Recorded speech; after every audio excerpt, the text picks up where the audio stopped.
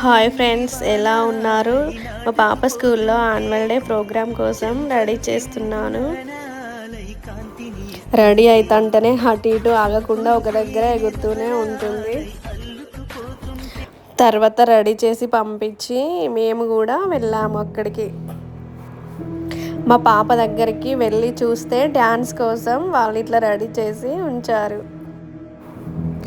ఇంకా పక్కనే పిల్లలు వాళ్ళ పర్ఫార్మెన్స్ కోసం ఇలా రెడీ అయి కూర్చున్నారు. చాలా బాగా అనిపించింది. ఇంకా ఈ పిల్లలు చూడండి, అచ్చం దేవుళ్ళలాగా ఎంత బాగున్నారో. ఈ పిల్లలు క్యూట్గా ఉన్నారు. మా పాప గ్రూప్ డ్యాన్స్ చేస్తుంది చూడండి.